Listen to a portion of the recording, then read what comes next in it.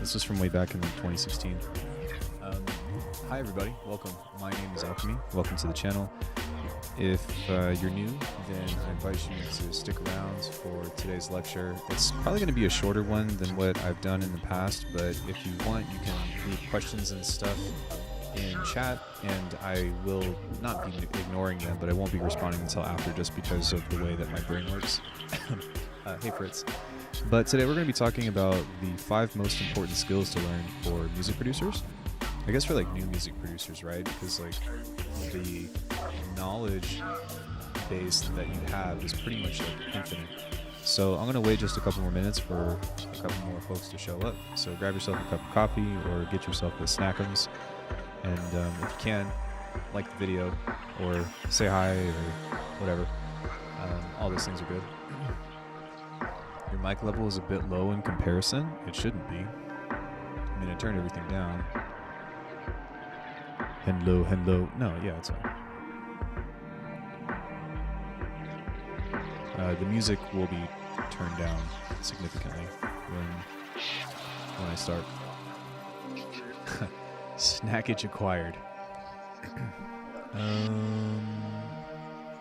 let me see here.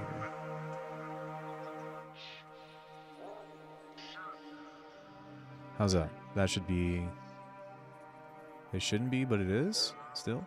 Hey, Jax. Wrong account. Alright. How's that? Better? Yeah, that looks good to me. Hey, NX. Welcome. I gotta head out in a few minutes, though. Dude, that's okay. Right account. Way better. Cool. Well, thank you for the heads up. I appreciate it. Alright, so I'm going to let my music play in the background. If it becomes annoying or something, let me know. I will be paying attention to you all. Welcome to today's topic, which is 5 of the most important skills to learn for new music producers. But before we hop into this, if you guys aren't subscribed to the channel, please do so. I'd appreciate it. If you don't want to subscribe, that's totally fine too. But I am geared towards making content for your knowledge stuff. So I've been thinking about this, and I've asked the question quite a bit to people better than me, people that are more skilled than me, and people that are brand new and stuff. And I've kind of come to this conclusion of like, what does it take for somebody to be able to finish a track, right? Or I guess like it's really a healthy thing to take a look at and be like, well, what exactly does a producer do, right?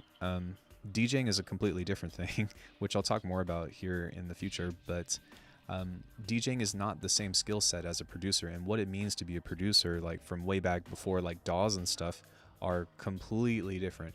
Hey now, so regarding all these things, like there's a lot of hats that a producer wears, and for me, what it comes down to is like somebody with the ability to put a song together, most of the time, like electronically, right? So the amount of skills that you learn over time, depending on which route you go, are pretty vast, right? I want to tell you right off the bat 5 skills that you actually don't need, that you are more than welcome to agree or disagree with. We can talk about it after the lecture, but just to kind of start things off, I don't believe that you need music theory to make good music. This will kind of cater in towards the first skill that I'm going to talk about, what you should be learning in the first place, but you definitely don't need music theory. I think that you need to understand, like, how do you say, like what sounds good, and it is important as you get better to learn to identify things that you like within music, and music theory can definitely help. But if something sounds good off the bat, or something feels right, and you go based off a feel, I definitely don't think that you need music theory. You do not need sound design. Crazy enough, right? I know this channel is pretty much dedicated to sound design, but I definitely don't think that you need sound design. In fact, I think that there's a lot of people that are amazing producers that don't really delve that far into sound design, or the sound design that they know is so rudimentary that they pick really simple things that work really well. Presets exist, splice exists, sample packs exist. There's so many things. Okay, this one is probably the most controversial, but you don't need mixing. Like, you don't need to know how to mix. We were talking about sample packs and stuff, right? But what I'm talking about is, what does it take to finish a tune, right? Not necessarily what does it take to become a professional producer. And mixing is more so on the end of where you start to introduce bias. But that doesn't constitute what you need to create a beginning, middle, and end of a track. So I definitely don't think that you need mixing. And in fact, if you have good samples to start with in the first place, then you don't need to mix it very much. You just need to put it together in a way that makes sense. Think about something that's like a lot more basic, right? We were like tripping out over somebody that was making music in FL Studio Mobile. And to somebody like you or me, I'm looking at everybody who's in chat, but to people like you or me, we're really into mixing because we have so many tools at our disposal. But imagine if you stripped all those away and you had something like FL Mobile about what you can do with that. And to be quite honest, like, there's a lot, believe it or not. If you have Machine Mobile, you can put stuff together. There's a lot that you can do in that sense that you can achieve making a full song. How good that song is to be determined and is subjective, but that's not really the topic of today, yeah? So the last one is a little bit more basic, and I think that actually I wouldn't be surprised if a lot of us don't know how to do this, but you don't need to know how to record. Even if you plan on doing live music in the future or something, these days people are making music through their iPhones. They are, making music through cheap mics. They are, borrowing somebody else's recording or something of the sense. So these 5 things are like the absolute things that come later in your production aspect. Now, it's not to say that you can't start with any of this, and it's also not to say, oh, I forgot one, but it's also not to say that that these won't help you or that these won't be beneficial. But I don't believe that these are essential in order for you to make music and even make good music. The last one that I didn't cover was that you don't need expensive plugins. 9 times out of 10, if you purchase a DAW, you have all the tools that you need in order to do sound design, in order to do mixing, in order to do pretty much everything that you need or want to do. You don't need to invest in isotope. Please, God, don't. Especially if you don't know what you're doing, right? But you don't need to buy phase plant. You don't need to buy serum. It's not to say that those things aren't fun and can't be incredibly beneficial, but they are not essential. So these are like a lot of skills that come into music producing, right? So what are these other skills that I think that you can implement or that you can start to cultivate from, how do you say, that you can cultivate instead that aren't even necessarily musical related? So we're going to get into the 5 things that I think is probably the most important as a music producer. And I think that if you take what I have to say in consideration, especially if you are a beginner, then the concepts that you'll be able to put in your pocket are going to be so much more beneficial towards, like, how do I EQ a snare? You know what I mean? Because those are very specific. Those are what I call techniques. There's a big difference between a technique and a skill. And it's something that I picked up from martial arts, but a technique is something that solves only one problem. It is a specific methodology or recipe, right, to create, I don't know, pancakes. Pancakes has a specific recipe that if somebody made and you want to make it exactly like them, then that is what you do. A skill is something that has a general approach or something that encompasses a lot of problems and has a problem-solving methodology to it. Those are the kinds of things that you want to look at. Another way to talk about it, something that before I got into martial arts, I would teach my kids for like tricking and tumbling and stuff, is umbrella skills. Learning the idea of what can you learn or what can you take from this particular lesson and how can you apply that to a lot of other lessons that go beyond, hell, even music producing in itself, right? Maybe you learn a sound design trick from a tutorial of how to Cohen sound based, but even though it doesn't sound like Cohen sound based, you still learn a cool trick or you learn how something works. You can take that and you can borrow that from a lot of other things. We'll talk more about that here in just a second, but let's go ahead and actually get to the first topic. So, most importantly, we live in 2021 and we are still in the midst of a pandemic. Hopefully the pandemic is, you know what I mean, rounding the corner, as politicians say. But in essence, most of us have access to technology. And if you are just getting into producing and you are investing in technology, or you have found yourself with the access of technology, YouTube included, it is so important that you learn your program in and out. What do I mean by that? I'm not talking about how to mix, or I'm not talking about the things that I was just talking about from beforehand that you don't need. I'm talking about like knowing how to navigate your program, knowing where to find your sample library, knowing how to piece up MIDI, knowing how to export, knowing how to import. Those simple functionalities are going to be so seamless in the way that you do things in almost every single program in general. Like heck, like you can even take the idea of importing audio from, you know, Ableton to Final Cut to Premiere Pro. Like these are like things that you should know how to do across the board, right? So it goes deeper than that though, right? The cool thing about technology is that it can, if used right, boost all of your weaknesses. So for example, let's say you're in FL Studio, right? And you're terrible at music theory.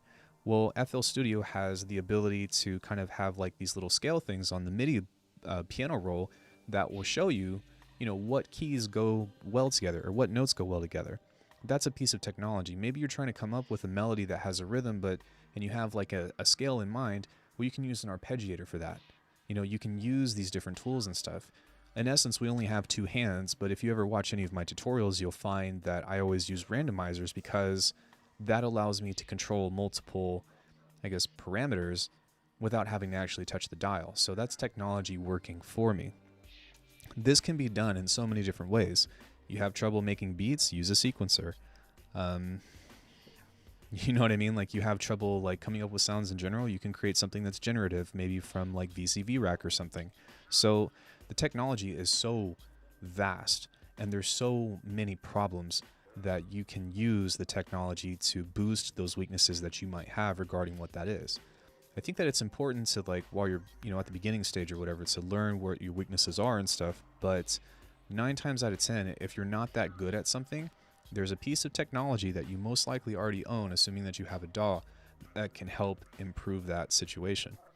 So there's a lot of different, there's a lot of different things that kind of go into that. And like what even goes further than that too, beyond the technology of the DAW, is the fact that like the amount of resources that you have, which I'll talk more here in a second, which goes into something different. But, you know, let's say it's not in your DAW. Well, there are things that exist like Splice, right?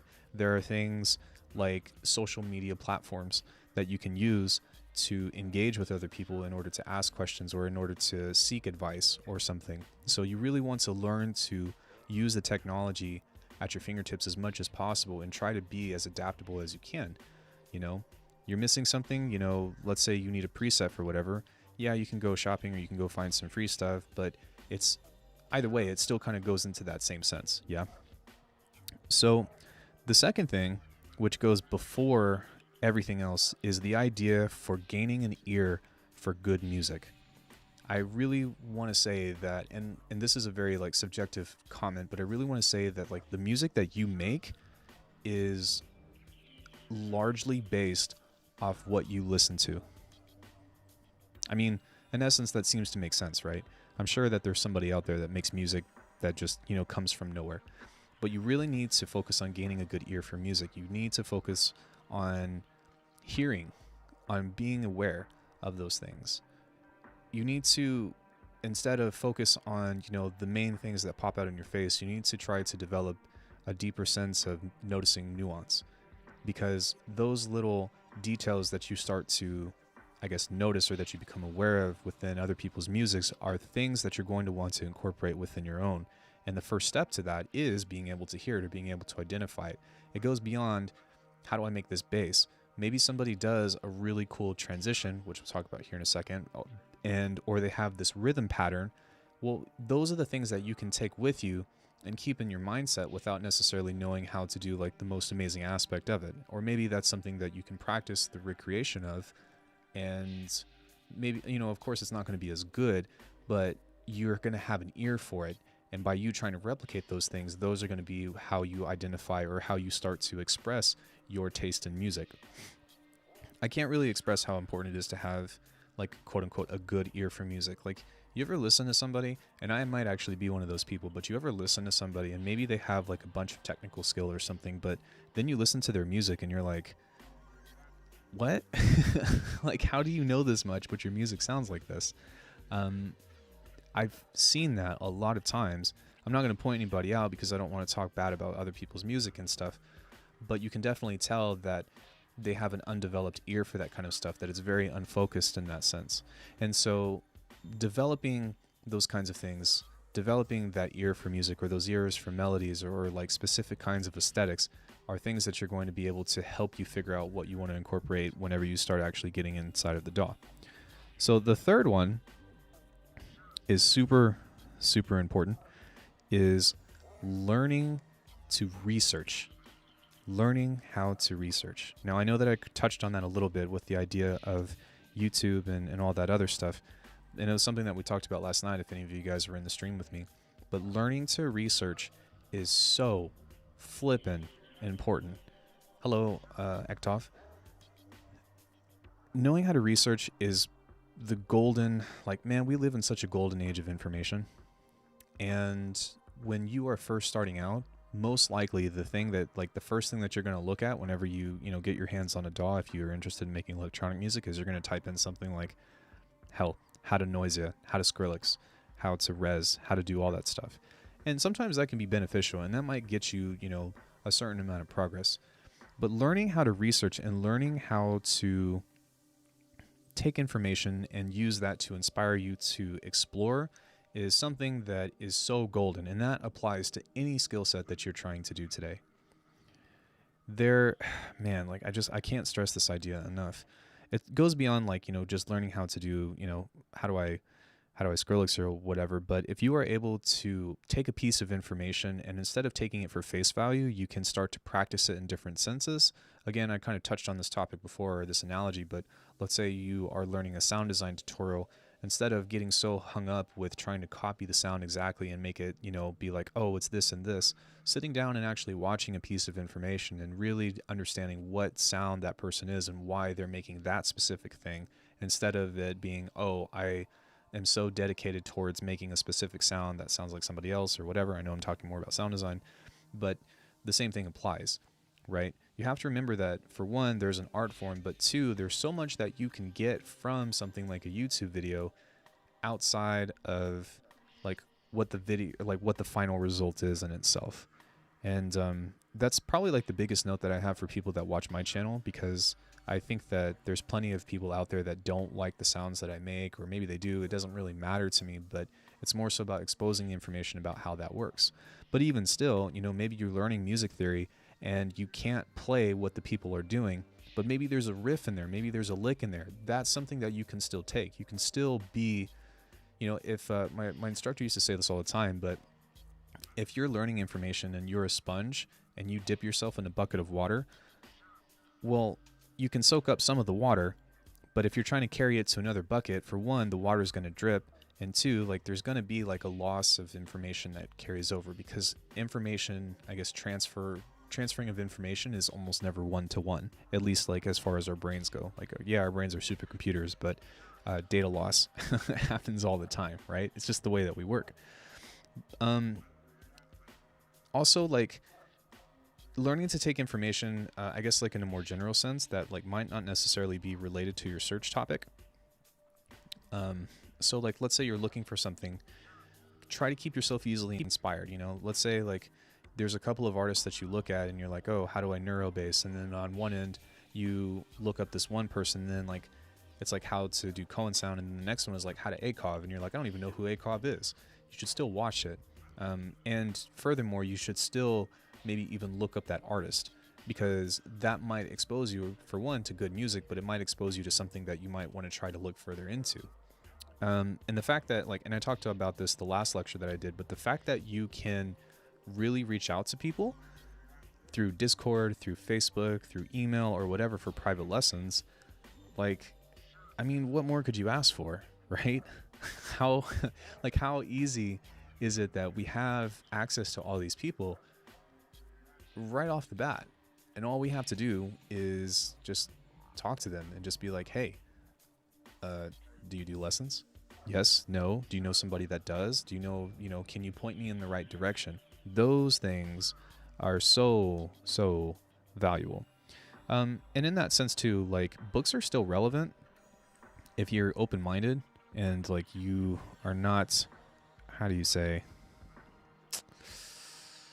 how do you say, like, if you if you take things with a grain of salt. I bought this book a long time ago, which was a comprehensive guide to electronic music, like 101 or music production 101 or something, from Amazon, and it was terrible. It was so bad. It was so bad. And the reason why is because it was so specific and it was so basic that I didn't get anything from it. But if you have the right mindset of going into something, like maybe instead of being like trying to go for the overall thing of how do I do everything at once, like you take everything super specific, like jazz music theory, right? And you read a book about that.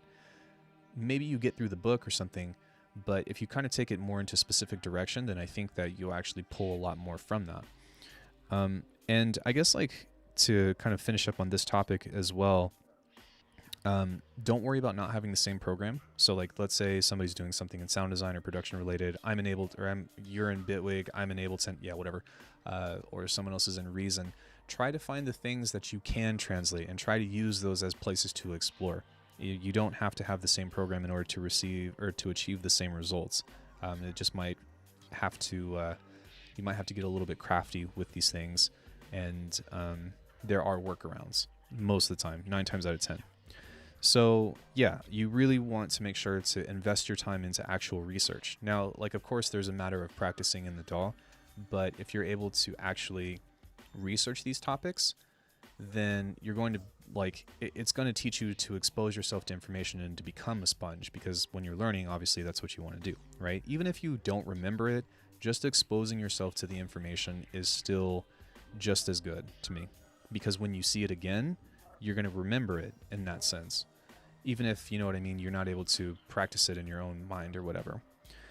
Number 4 is kind of interesting. It's actually something that is production related, but it's learning how to transition.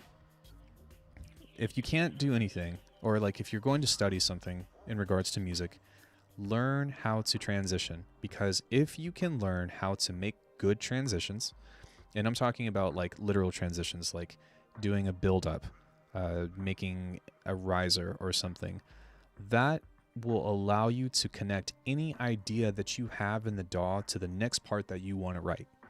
Sounds crazy, right? But think about it for a second. Transitions are the way that DJs find their artistry. Like, that's the biggest thing for DJs, at least in my opinion, is how they transition from one song to the next. The same is applied to music, in my opinion. So the cooler and the more robust your transitions are, the easier it's going to be for you to be able to find, to get out of beat block, or to get out of the idea of, how do you say, like, of being stuck. Because even if you write an 8-bar loop and you are stuck for whatever reason, if you are able to write a transition, then if you find something that's in the same key, that's at the same tempo, let's say it's another project or something, it's going to actually be a lot easier for you to maybe splice something. And you can actually start to connect different projects together. So like, this is kind of like the anti-beat block tool, is learning to write transitions in that sense. And if you can do that, I'm telling you, you're going to be so much more successful in your music writing production journey, so to speak. I do have a couple of videos on transitions. I am really big on them, and in fact, that's why I like to write IDM music, because practically everything, like everything in IDM is just nothing but a song full of transitions, because it's a bunch of breaks and a bunch of like polyrhythm and stuff, which goes into a deeper skill set. But learning to make cool transitions, and so like one way that you can actually cultivate that, as opposed to trying to make music and then make a transition out of it, is just study it. Study the end of these 8-bar loops, the end of these 16-bar loops or something, or the 16-bar parts that you hear in electronic music that you like to listen to. And it could be something super simple, like a stutter rhythm or something, right?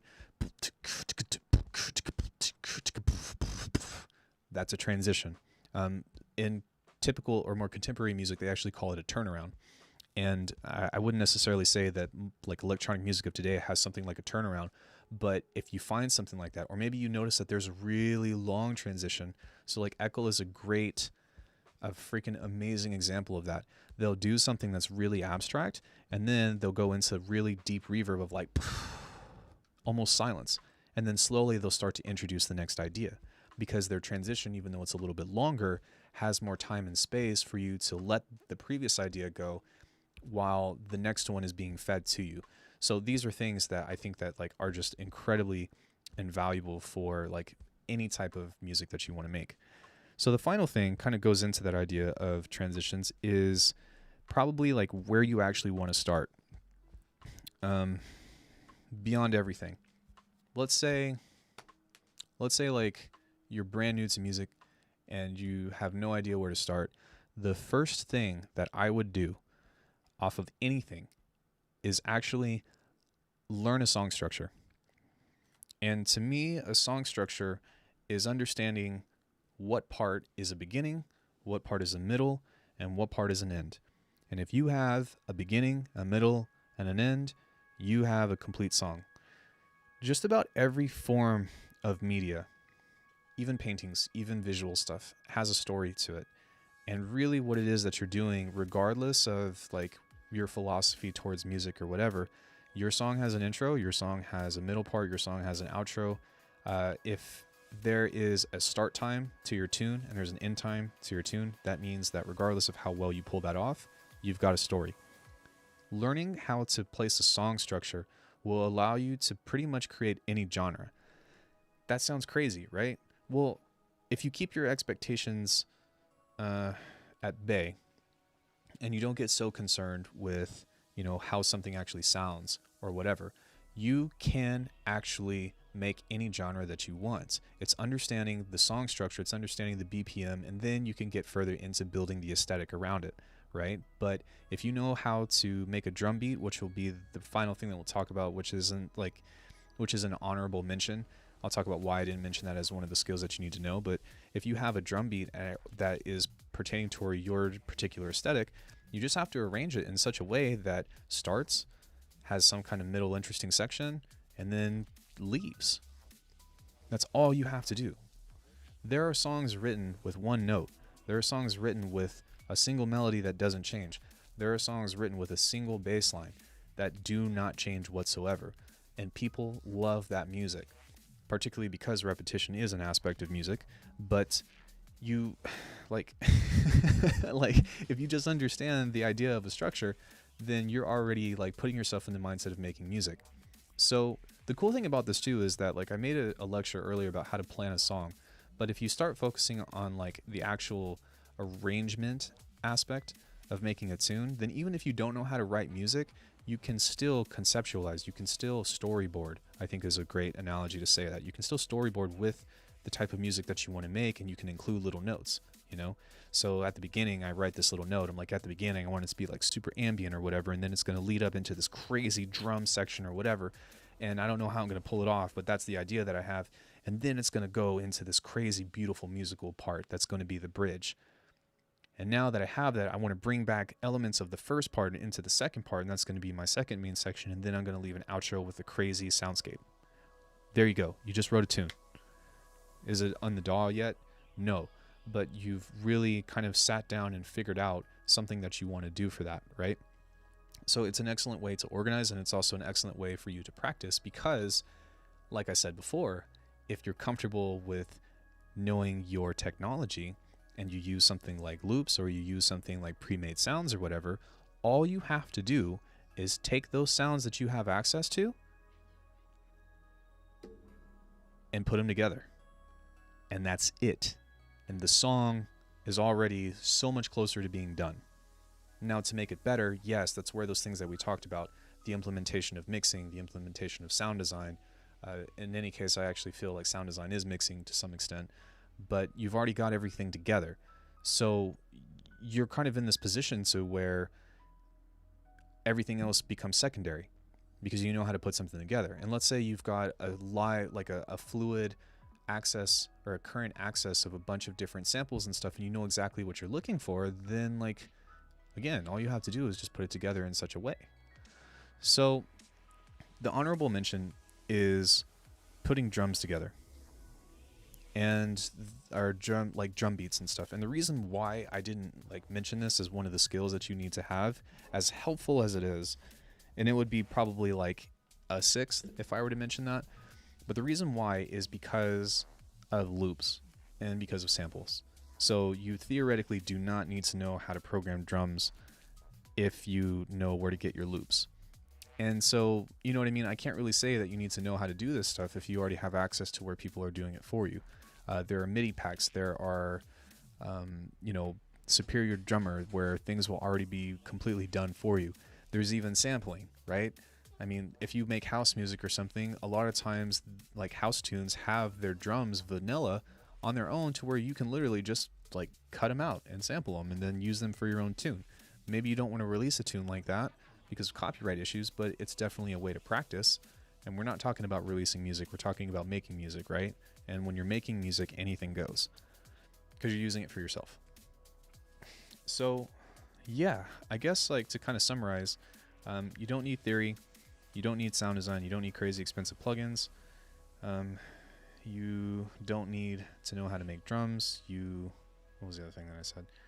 You don't need to know how to record, but you definitely want to learn the technology. That's probably like number one. If you have a program, you want to learn the technology. You need to learn to research. You want to gain an ear for music to start learning nuance or start hearing nuance in the way that you want to translate. You need to learn how to make transitions. That's probably the most production-oriented thing that I would practice. And then learning your song structure would be so beneficial towards the actual part of that. If you've got like, imagine this, right? Imagine that we lived in a world where any sound that you wanted, that you thought of, could be translated to the computer. So imagine you had every single sound at your fingertips, and all you had to do was put it together in a way that made sense to you. How much easier do you think music production would be? Now think about how much of that is already true, right? Especially with having access to sample packs or whatever. Where do you get those sample packs? Well, that's why it's important to research, right? You're not just going to go and buy any sample pack for drum and bass. You'd probably go on Google or something and be like, drum and bass sample packs. Or you'd ask your buddy. Or, you know what I mean? Like there's all these aspects to it. But imagine how easy it would be to make music if you already had everything that you need. And in some cases, in most cases, we do. People don't talk about this, but I truly think that there are a lot of artists out there that are doing really well that use commercial sample packs, and they just put stuff together, and it just makes sense to them, you know? You ever like have somebody, like have a buddy send something to you, for the more I guess experienced producers out here, but they send you something, excuse me, and you have a bunch of ideas for it, even though you didn't make the sound yourself or whatever? Well, how's that any different? And this idea that I have, this theory or this philosophy that I'm kind of translating to you all, is the same mindset of doing just that, of being like, yo, I have access to this stuff, and even though I might not be the best at making sounds, maybe I might not be the best at mixing or whatever, but I have enough to where I can piece something together. At least at the very least, I can piece an idea together to get a fractal of the idea that I had initially. Well, even if you don't finish a song, like, you're still practicing, you're still getting better, you're still cultivating. And that is the theme of today, is how to cultivate. Because if you're cultivating, you're growing. If you're just trying to, you know, be amazing today, it's most likely not going to happen, unless if you are a protege, which I know some people that, well, some people are, and they just get it. I'm not one of those people. So yeah, that's pretty much the lecture that I have for today. I've been reading the comments and stuff, but I guess if you guys have any questions on anything, I'll stick around for a bit and see if there's anything that you guys want me to cover. Yeah. Do you guys have any questions? Thank you for listening, by the way. Hopefully this stuff was informative to you, and it was something that I thought of a few days ago, and I was like, wow, I need to talk about this, but that's what I got.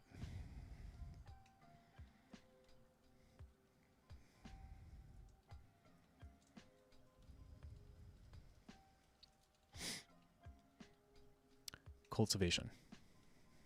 Cultivation. I enjoyed this a lot. Yeah, thank you. Thank you for being here. Or does anybody have anything to add, rather? Anything that you want to talk about? Thank you. Very informative. That was informative indeed. Thank you, guys. Appreciate it. I'm so glad that I had some people show up to talk about this stuff. And, like, if anybody disagrees with this as well, like, it's a discussion. So I like the part about learning all the tools you have. I definitely spent too much time looking around for plugins I needed. Me too. And gear lust is definitely a thing. I still, like, I'm in such a lucky position right now because, like, I guess Faceplant spoiled the hell out of me, but it literally, like, killed my gear lust because it can do literally, like, almost everything that I want it to. And now, instead of being like, oh, I need this, I don't have it, I'm like, oh, Faceplant can do that. Oh, Bitwig can do that. Oh, I've got something that can do that. Hopefully this will stay on the channel. Yeah, whenever I do lectures, like, this stuff is public. Especially feel like a lot of people that are starting out think so much like, what DAW do I need? Yeah, exactly. And even though I've put out a video on like how to choose a DAW or whatever, I still think that it's secondary, right? Like, if you're a beginner, it's really hard to choose a DAW except for one that you maybe might hear about or something, because like you don't even know what a workflow is, right? You're not going to know that FL Studio has the ability to do XYZ in the piano roll, and then Bitwig has bounce and place and modulators and stuff. Like, that doesn't mean anything to somebody that's brand new. So, you know what I'm saying? Like, it doesn't apply in that way. It doesn't apply in that sense, and it shouldn't. I do think that it's important to demo things before you buy something, but sometimes people just want to own something already and, you know, like, kind of just confirm their purchase and be like, oh, I got this. Am I a badass now? And sometimes you are. But it's about how you use it. Reaper and what are the other ones that are free? Traction, LMMS. Let's Make Music Studio. Is that what it is, or something like that? You know, get the free ones. GarageBand, whatever. You know, whatever. Just figure out how to put sounds together. That's the most important thing, is just figuring out how to put sounds together. Cakewalk. Yeah, from Zeta, right? Or is that a synth? I don't remember. But yeah, Cakewalk is free. There's a bunch of free options that you can get into. LMMS is Linux Multimedia Studio. Oh, okay, I didn't know that. I thought it was Let's Make Music Studio. Yeah, what else we got here? Anything else? Any other ideas? Any other things that you guys are struggling? Or actually, like, I'm curious, like, do you guys have any things that you wish you would have known whenever you started music? Because I think that most of the people that are in here are pretty seasoned producers, I want to say. Which, thank you all for being here. Or Sonar, I think they got bought. Kickboxers, Dawah, BandLab. I don't remember either, but it's still around, and it's pretty decent from what I remember, even the older version.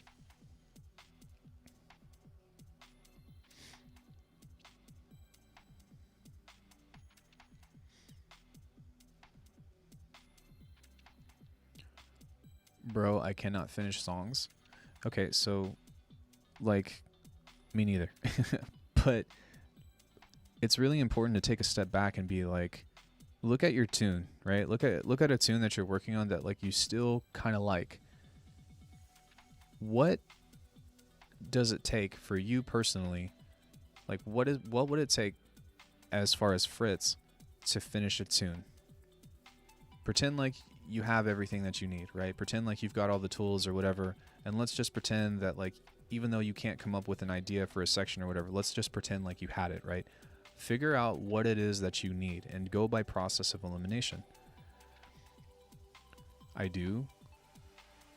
mean, at that point, it might just be like you just got to keep whittling then, right? If you know exactly what you need to finish a tune, like, you know, let's say like, oh, I can't come up with this part, but I know that I need to write a main section too, and then I need to write an outro. Well, that will at least kind of put you in the mindset to practice imagining, because like that's another topic that that I'm not going to discuss today, but is a completely different skill set and is like a beautiful hack. I used to think like I need to do everything myself, no loops or samples, because I saw big producers do it, but it really just slowed down how much I could learn. Yeah, and that was kind of my thing too. Well, actually, it was kind of like back and forth. So like I got into the trap of looking up like what producers I liked, what software they used. So I was really into 7 Lions in 2013, and I was like, what synths does 7 Lion use? And they were like, oh, Silent One. And so I bought Silent One, and then I was looking for all the presets and stuff, thinking that I'm going to find those sounds. And then I didn't find them. Actually, I found one. There was this like star ARP sound or whatever that 7 Lions uses, and I was like, oh, I found one. But that was definitely not worth the money. Then I started getting into sound design, and I was like, you know what? I can't find the things that I want in presets, or I don't know where to look, and I would much rather figure out how to do this myself than to go and look for the presets. And then that's how I got started in the idea of sound design. But now it's just a matter of like every song that I make, I pretty much just start from scratch out of habit, but that's the habit that I've built. But every once in a while I'll go and pull up an old kick, or every once in a while I'll pull up like a preset that I like, but it's already kind of there for me. You know, I've already kind of gone through the trouble to put that together. It's funny because I spent the most time on everything at the beginning.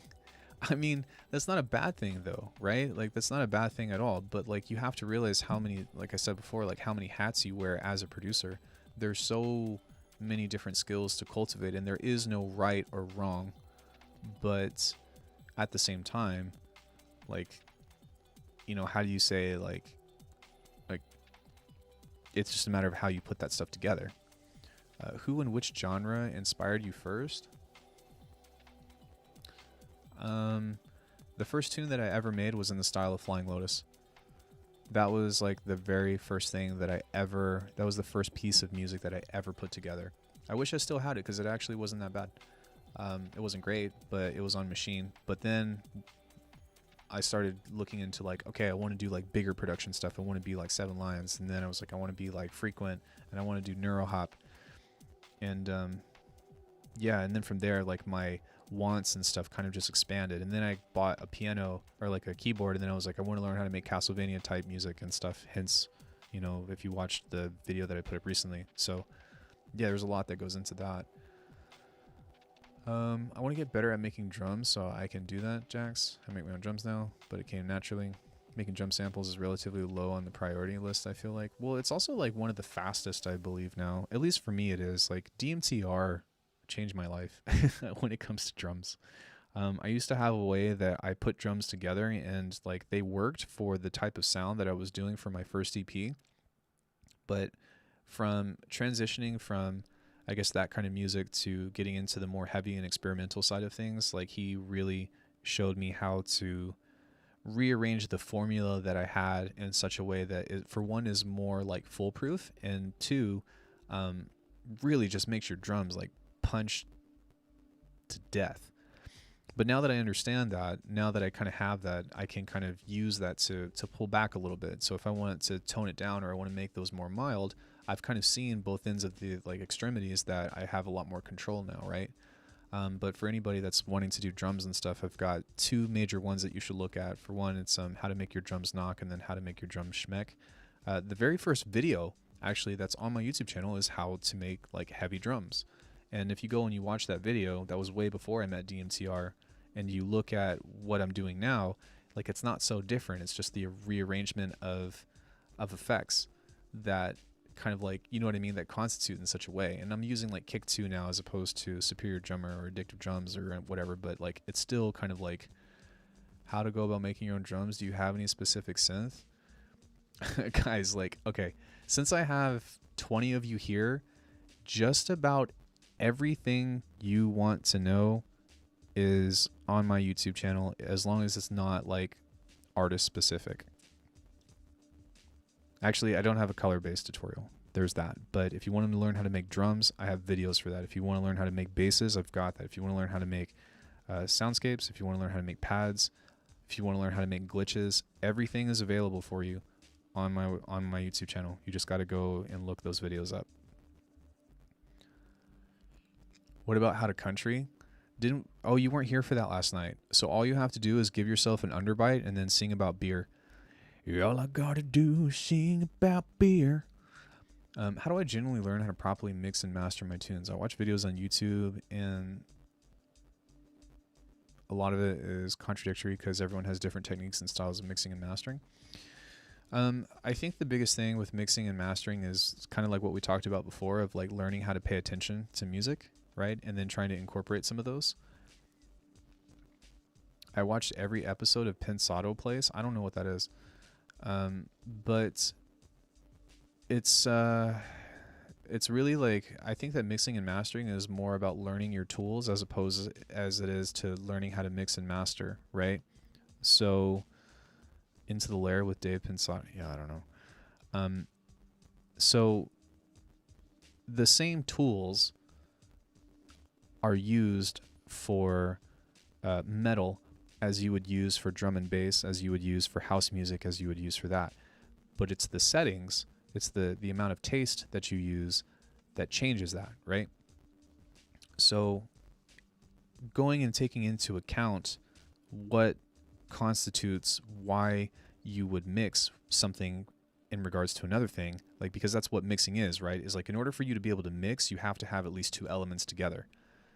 And what you need to, like, what you should try to do, and I have a video on this, unfortunately, in 360p for mixing, but the synopsis of that is, in order for you to mix, you have to pit it against something else. And every sound that you have goes into a specific, every sound that you have goes to like a specific sound family, right? And those sit within a certain frequency range. And then also those sit within like a certain, I guess, like most of the time, like a certain place in the stereo field. If you Google the layout of an orchestra, you'll see where everything is panned and where everything sits. And typically, because back in the day, like, they didn't really have like electronic mixing or whatever, they would place certain instruments, you know, in that particular place because that's what sounded the best. That's where the resonances and that's where the frequencies resonated the best in regards to the instruments that were being used. So you can take a lot of inspiration from that. Again, that kind of goes back into the idea of learning how to research, though, right? So, you know, let's say like you want to make your tunes louder. Well, what constitutes like that's one aspect of mixing, right? Because like if you go and be like, how do I mix? That's too general. You would have to look up something more instead of being like, how do I make my tunes louder, for one? How do I pan my hats? How do I get a wider mix? How do I I think if you're starting out using a reference track for mixing, it would help a lot. I think that learning to use a reference track, though, is like a skill in its own set, right? When you're first starting out. And I think that one of the major traps behind that is trying to be too close to them, because there's a lot of stuff that you're going to hear, like mix-wise, that you're not going to know how to do. So I don't entirely. I think if you have a healthy mindset behind it, right, then that could work. But that would be like I guess like a forewarning if you're going to use reference tracks and stuff. I remember that I stopped using reference tracks because I started comparing too hard. I was like, you know, I want to be like Cohen Sound, and then I'd play my stuff, and then I'd listen to Cohen Sound, and I'd be like, this is totally shit. You know what I mean? And I'm like, I don't do that anymore because there's just no comparing. It's more so of like, I think that learning into the mechanics more so of things will be. Have you got UVI shade yet? Next level plugin. I have a review coming out for it, and I would actually not recommend buying it. I don't like it, like at all.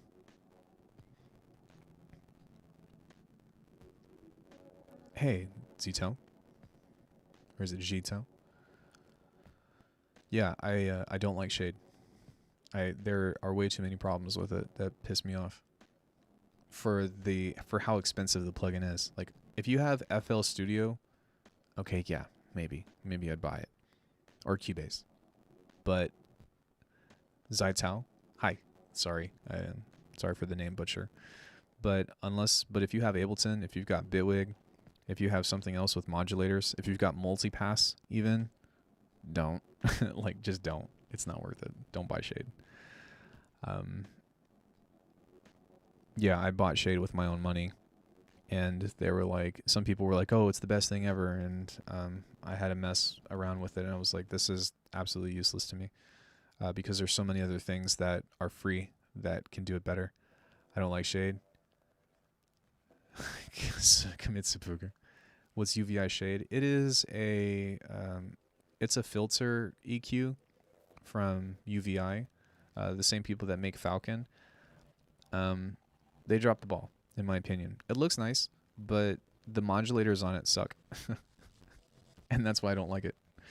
The random on it is probably the most disappointing thing. And the fact that, like, you have to do so much legwork to make a dynamic EQ out of it is very disappointing. So I'd rather just use ProQ or just use EQ Plus on what's it called? On Bitwig. Yeah, everyone mispronounces it. Blame myself for choosing a hard to pronounce producer alias. Well, still, you know, your name is important. Your name is your name. So thanks for telling me what to say on that. It does have modulators, but does the random and shade have unipolar mode? I think it's only unipolar. I don't think that it is bipolar, but it doesn't have any different shapes, and it only has jitter. So, like, you can't make it smooth. Like, it just has this, like, you know, tweaked out on coffee jitter thing that does not work well. That makes me upset. So what I have to do is I have to go and use the modulators from Bitwig in order to make it do what I want it to. And that's just like, ugh, like, it's not that fun. Long story short. I could not get it to do bipolar. It is bipolar. I could not get it to do bipolar. I don't know. I'd have to look at it again. I'm not going to pull it up right now, though. But, yeah. Does anybody have any other questions regarding the topic?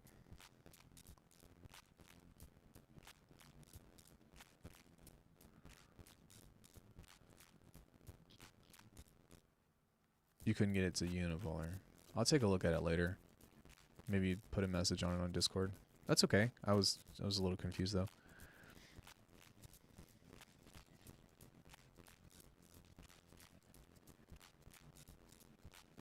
All good here. Cool. Well, thank you guys so much for hanging out with me. This will be live, so I'll keep this up. There will be ads. But if you guys like this stuff, then please do me a favor and like the video and put some comments down or whatever. If you guys want to support the channel, you can either become a member or you can support the channel through my website, where I've got a lot of things for sale, things that I hope are useful to you. Other than that, I don't really have anything else, guys. Yeah, this will be available as soon as it's done processing, so if you want to go back and watch some of this stuff, then you can go and do that. But if not, I will catch you guys on the next stream, or come in Thursday for the tune feedback. But yeah, guys, thank you so much, and I guess I'll see you in the next one. Peace out, everybody. You can always hit me up in the Discord too if you've got questions. Just ping me.